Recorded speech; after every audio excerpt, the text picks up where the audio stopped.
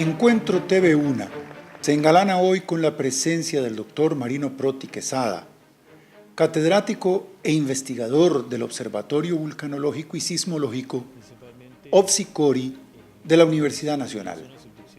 Sus estudios académicos los ha cursado en Costa Rica, Japón y en California, Estados Unidos. El doctor Proti es un estudioso de procesos de subducción generadores de grandes terremotos. En sus investigaciones se ha concentrado en el segmento de subducción bajo y frente a la península de Nicoya.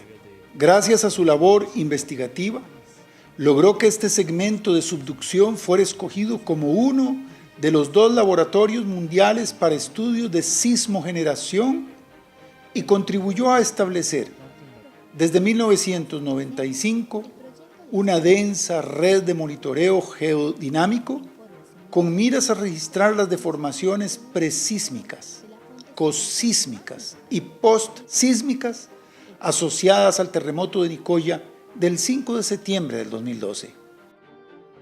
Costarricense y probado científico, bajó en 1994 a 4.100 metros de profundidad en la trinchera mesoamericana a bordo del sumergible Alvin. Participó también, en 1996, en las perforaciones del fondo oceánico frente a la península de Nicoya y ha realizado también investigaciones en el volcán Arenal. En el 2013 y en el 2016 fue parte de sendas expediciones a la Antártica, en donde contribuyó a la instalación de estaciones sísmicas, al mantenimiento de la red GPS para el monitoreo del desplazamiento del glaciar Williams y a la remoción de la instrumentación. El doctor Proti recibió el Premio Nacional de Ciencias Clodomiro Picado Twight y en 1996 y en el 2002 el Premio a la Excelencia Académica Roberto Brenes Mesén de la Universidad Nacional.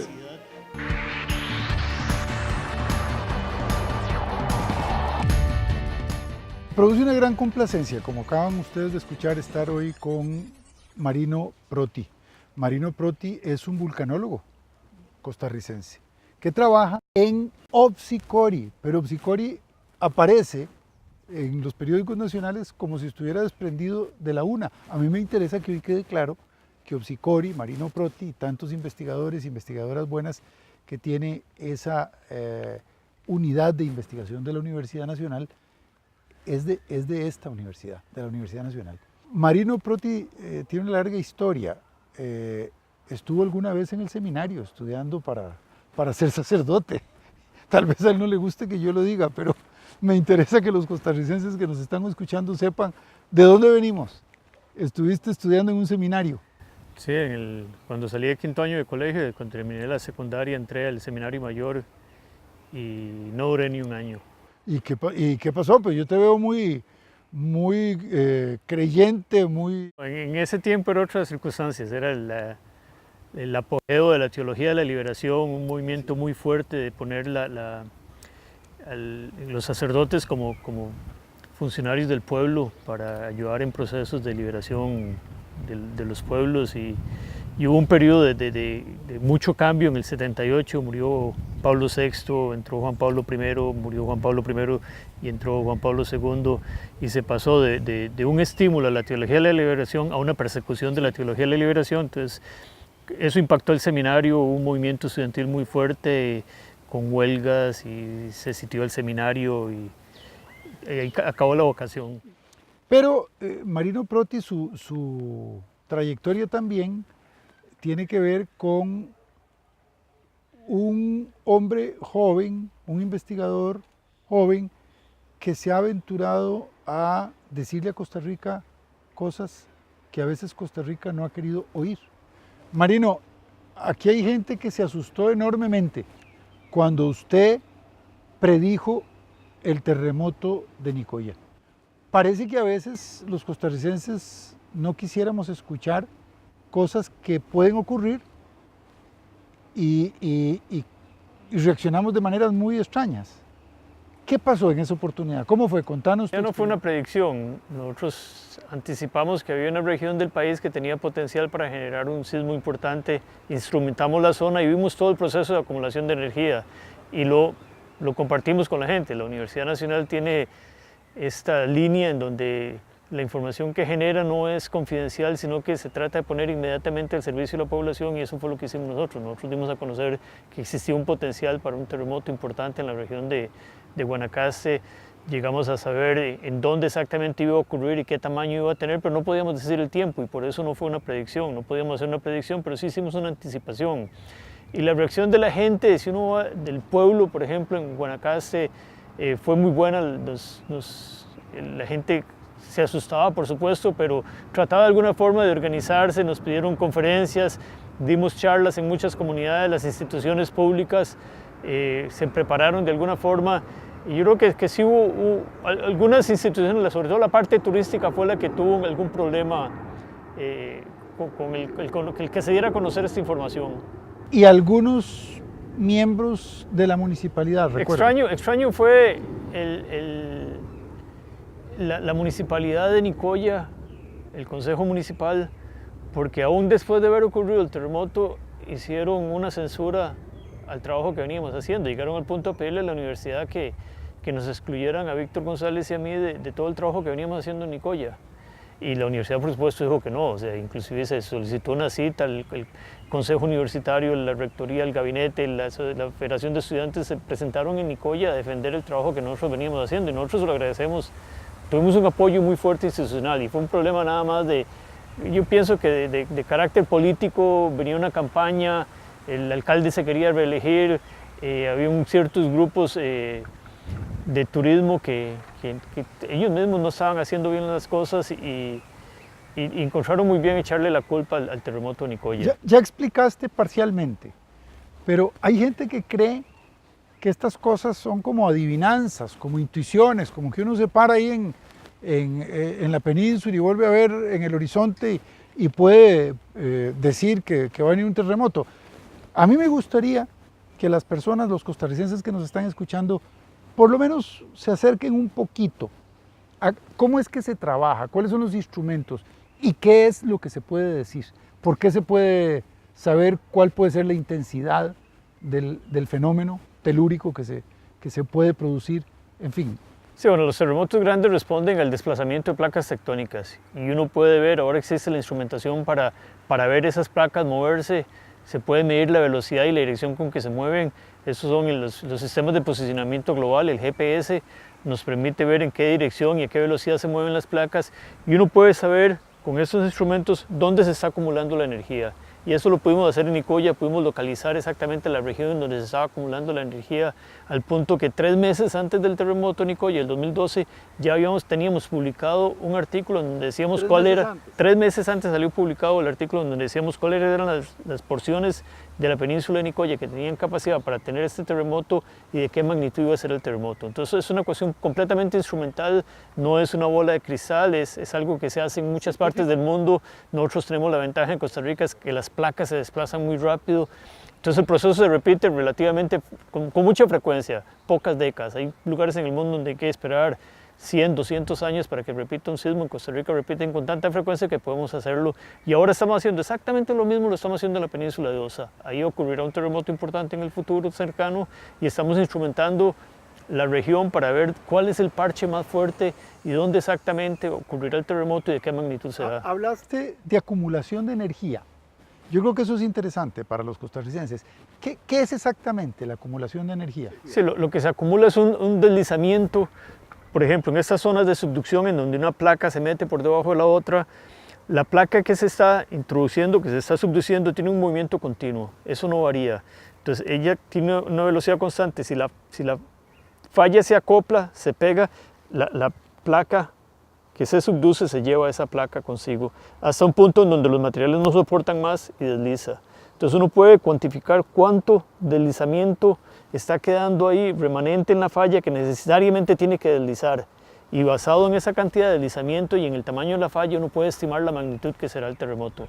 ¿cuánto fue aproximadamente el tiempo que me dio entre el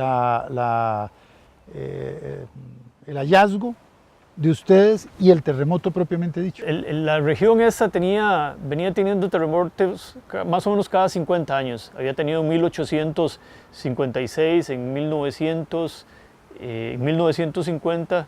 Entonces nosotros esperábamos que podría romper a finales del siglo XX. Y fue cuando comenzamos a instrumentar en los 90 toda la región. El sismo se retrasó y por dicha, bueno, se retrasó porque nos dio más tiempo de instrumentar mejor la península y terminó ocurriendo 12 años después de lo que era el promedio de los periodos de retorno. Aún así, la naturaleza no responde en una forma tan estadística exacta, porque hay variaciones en la falla y las condiciones de la falla cambian con cada terremoto. Y por ejemplo, en la península de Osa tuvimos terremotos en 1853, 1904, 1941 y el último fue en 1983. Se ocurre un terremoto cada 40 años y el último fue hace 34 años.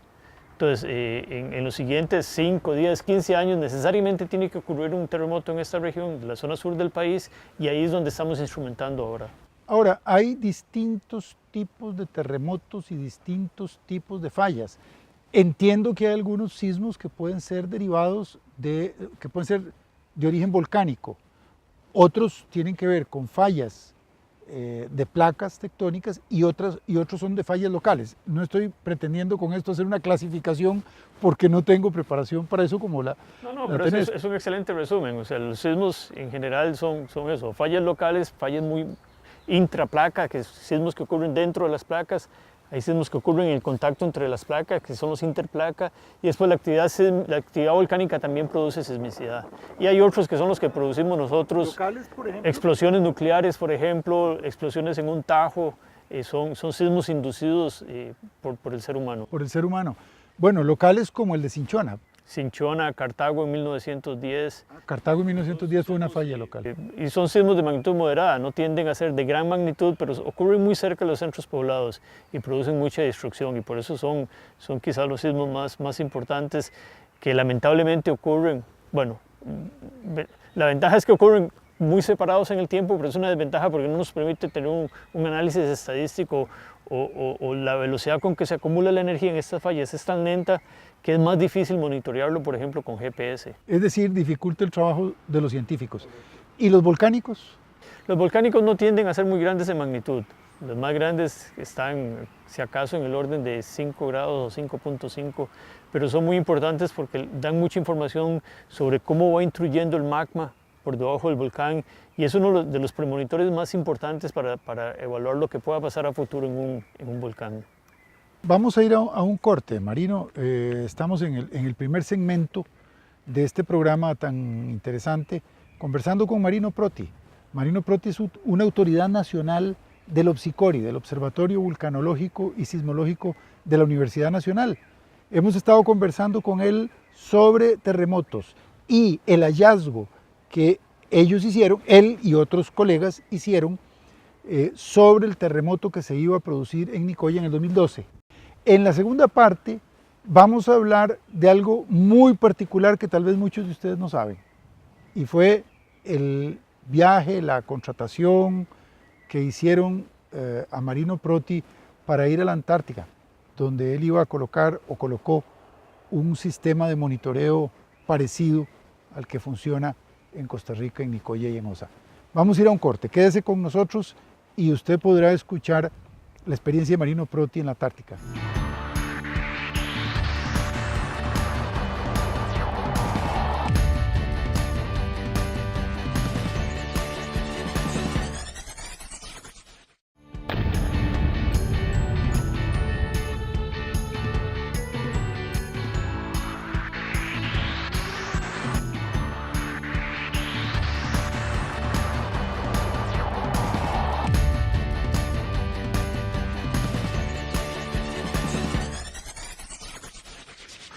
Marino, fuiste a dar a la Antártida recientemente.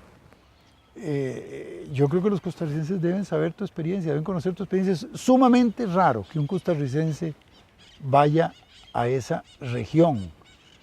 ¿Cómo se dice? ¿Antártida o Antártica?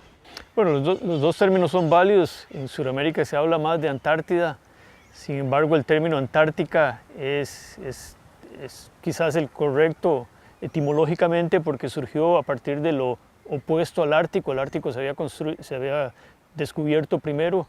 El Ártico es un océano rodeado de continentes en el polo norte y la Antártica es un continente rodeado de océanos, lo contrario en el polo sur. Entonces lo Antártico es lo contrario al Ártico y de ahí viene el término.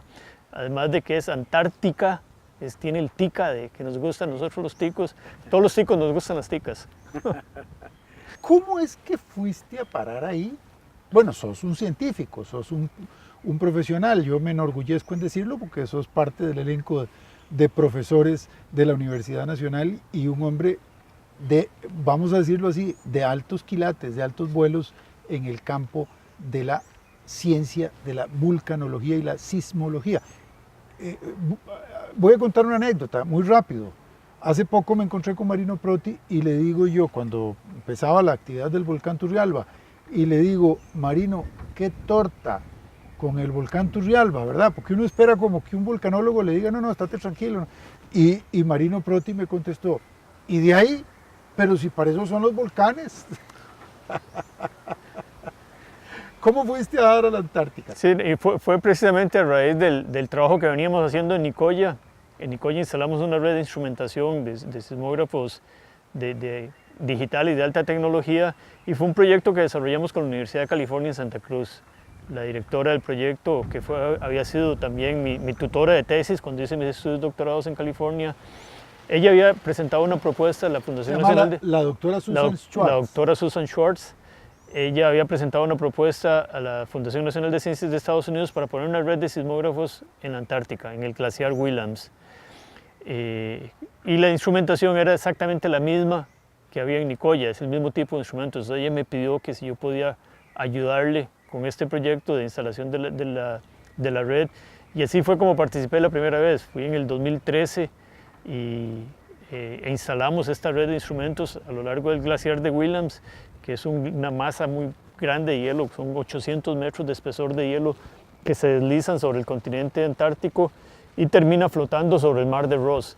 Pusimos los instrumentos en el 2013 y volví ahora en... 800 metros de profundidad de masa de hielo, grueso de hielo que se desplaza sobre las rocas de la Antártica. ¿Y qué tamaño tiene? ¿Cuál es la extensión? Bueno, el glaciar es bastante grande, baja de la cordillera transantártica y se junta con el glaciar de Mercer, y cuando entran al océano forman la plataforma helada de Ross. Esa plataforma tiene 10 veces el área de Costa Rica, son como 1000 kilómetros de largo por 500 de ancho, es enorme. Y esa es la masa de hielo que está flotando sobre el mar de Ross, pero a partir de glaciares que se vienen moviendo sobre las rocas en la península antártica y produce un rozamiento que genera sismicidad. Te aseguro que no voy a ir a la Antártica, así que lo que te voy a decir no es porque se piense, pero ¿cómo se llega a la Antártica? La Antártica tiene una gran ventaja, es un continente que se preservó para la paz y para la investigación. Hubo a principios del siglo XX una gran cantidad de expediciones a la Antártica, pero con fines puramente territoriales. Empezaron a haber muchos reclamos de territorios en Antártica, pero en los 50 se dio el Año Geofísico Internacional. Entonces los científicos de 12 países se pusieron de acuerdo para hacer investigación en la Antártica compartiendo todos los recursos. Y después de que terminó esa investigación, quedaron tan contentos que le pidieron a sus gobiernos que continuara ese tipo de cooperación, y los gobiernos en ese momento firmaron el Tratado Antártico. Y con el Tratado Antártico se reservó todo el continente, se liberó de todo proceso bélico, entran los ejércitos pero al servicio de la ciencia, y se dejó para la conservación y para la investigación. Entonces a partir de esto se comenzaron a montar bases de investigación, estaciones de investigación por toda la Antártica, y entonces a la Antártica se puede entrar por muchas partes.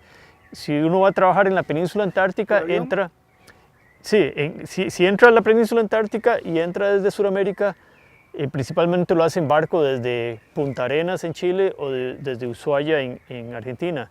Pero si va para las bases Scott y McMurdo, que son las bases de Estados Unidos y de Nueva Zelanda, tiene que volar desde Nueva Zelanda. y cuando yo entré a la Antártica entré vía Nueva Zelanda. Ah, sí, ¿cuántas horas? Bueno, el vuelo de Nueva Zelanda hasta McMurdo tarda 8 horas si se hace en un carguero C-130, pero si se hace en un carguero C-17 se hace que es el C-130 es de propelas y el C-17 es de turbinas. Entonces en el de turbinas dura 5 horas. Marino, ¿a dónde te alojabas en la Antártica? ¿Dónde viviste? ¿Qué comías? Cuando uno llega, por ejemplo, a la estación, yo estuve en la estación McMurdo de los Estados Unidos, es la estación más grande que hay en toda la Antártica, llega a tener casi 1.500 personas en el verano austral, mantiene alrededor de poco más de 100 personas en el invierno austral. Es una ciudad, no, es una ciudad, son una gran cantidad de edificios, tiene de todo, tiene gimnasios, tiene restaurantes, tiene todos los laboratorios, un laboratorio enorme para la investigación, dormitorios, muchos dormitorios, tiene 3 bares, 2 cafés, o sea, es una ciudad montada sobre una isla en el mar de Ross. Y ahí se come muy bien, se vive bien y todo el asunto, pero cuando uno va al campo, donde nosotros íbamos, era un lugar que estaba a 1.000 kilómetros de distancia de McMurdo, en dirección al Polo Sur.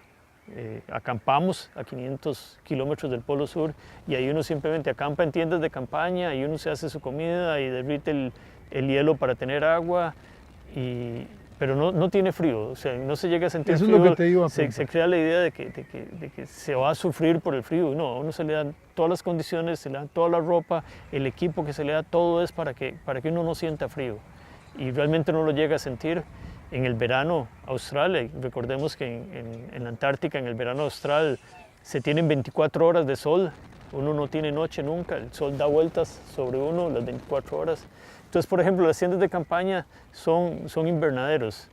Entonces, como pasan expuestas al sol todo el día, cuando uno entra a la tienda de campaña está caliente y uno se puede desnudar completamente, que no tiene frío, porque por dentro la tienda tiene la capacidad de absorber calor y conservarlo como un invernadero.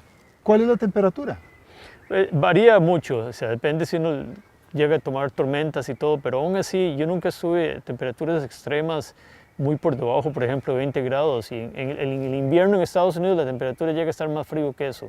Entonces en el verano promedio 0 grados, 5 a menos 10 grados. No es realmente tan frío y uno tiene toda la ropa y todo el equipo como para no sentir ese frío. ¿Cuál es el peligro, Marino, de estar ahí en esas condiciones? Yo no le veo tanto peligro si se trabaja en la zona de glaciares, por los crevasses, por estas grietas que se forman ahí. Es la fuente principal de muertes accidentales. Inclusive en octubre, cuando llegué el año pasado, la semana anterior había muerto un glaciólogo muy famoso que se había ido con todo el mototrineo en uno de estos crevasses. Pero yo veo más el peligro, si usted me lo permite, más que de la gente, más de la situación real de la Antártica. ¿Qué va a pasar con la Antártica? Esta maravilla, esta utopía que se creó ahí en ese continente en donde todo se comparte, nada es de nadie, todo es de todos, un continente completo alejado de cualquier conflicto bélico, dedicado a la ciencia, y esto podría cambiar si no se renueva el Tratado Antártico. El Tratado Antártico se firmó en el 59, por 30 años, se renovó en el 91 por 50 años. En el 2041 viene la culminación del tratado. Entonces yo creo que es muy importante, por ejemplo, que Costa Rica, que no es parte del Tratado Antártico, entre a formar parte del Tratado Antártico para llevar ese liderazgo que tiene Costa Rica en asuntos de paz y de conservación y que pueda motivar a que el Tratado Antártico continúe, porque el peligro es que ya hay algunos países que quieren abrir la Antártica a la explotación, por ejemplo. Inclusive hay tendencias a transferir el control de la Antártica a Naciones Unidas.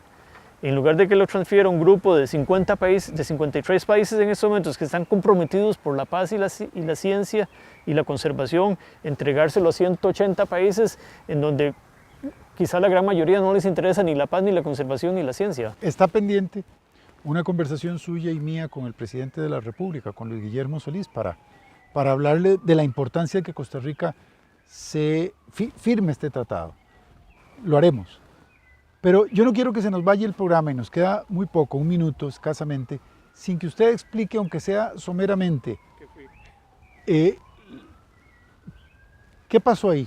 ¿Cuál fue tu trabajo de investigación? Nos queda un minuto. Sí, bueno, decía que instalamos la red en el 2013, la removimos en el 2016. En ese periodo, otro compañero del Opsicori visitó la Antártica 2 veces para ir a recoger datos. Chávez. De don Esteban Chávez, que está haciendo el doctorado en la Universidad de California en Santa Cruz.